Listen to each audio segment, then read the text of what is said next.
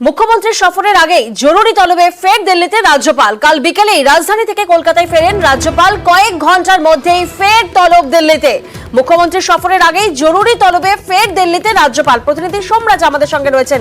সোমরাজ, এই সফরে রাজ্যপালের এই সফরে কি কর্মসূচি রয়েছে বলে জানা যাচ্ছে? দেখো, যেটা সূত্র মারফত খবর যে গতকাল বিকেলেই দিল্লি থেকে ফিরেছিলেন, কলকাতায় ফিরেছিলেন রাজ্যপাল সিভি আনন্দ বোস এবং তার কয়েক ঘন্টার মধ্যেই ফের জরুরি তলবে আজ দিল্লি গেলেন রাজ্যপাল সিভি আনন্দ বোস। এবং যেটা সূত্র মারফত জানা যাচ্ছে, কেন্দ্রীয় স্বরাষ্ট্রমন্ত্রী অমিত শাহের সঙ্গে সাক্ষাতের সম্ভাবনা রয়েছে রাজ্যপালের। দেখো, গতকাল বিকেলে ফেরার পরেই ফের জরুরি তলবে দিল্লিতে গেলেন রাজ্যপাল এবং মুখ্যমন্ত্রী মমতা বন্দ্যোপাধ্যায়ও দিল্লি যাচ্ছেন। সেই সময়ের মধ্যেই রাজ্যপালও দিল্লিতে যাচ্ছেন।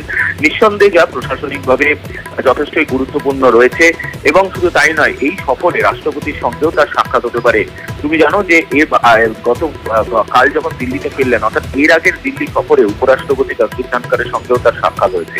ফলত সেই জায়গার দিক থেকে এবারের দিল্লি সফর রাজ্যপালের যথেষ্টই গুরুত্বপূর্ণ হতে চলেছে বলে প্রশাসনিক মহল মনে করছে। যেখানে গতকাল বিকেলেই তিনি দিল্লি থেকে ফিরে আসার পর ফের জরুরি তলবে দিল্লি গেলেন। আজ সকালের বিমানে তিনি দিল্লি চলে গেছেন এবং ইতিমধ্যে দিল্লি পৌঁছে গিয়েছেন। দিল্লিতে পৌঁছেই তিনি নর্থ ব্লকে যাবেন, তেমনটা এখনো পর্যন্ত সূত্র মারফত জানা যাচ্ছে। ফলত মুখ্যমন্ত্রী সফরের মধ্যেই রাজ্যপালের দিল্লি সফর নিঃসন্দেহে গুরুত্বপূর্ণ হতে চলেছে বলেই মনে করছে প্রশাসনিক মহল। বেশ।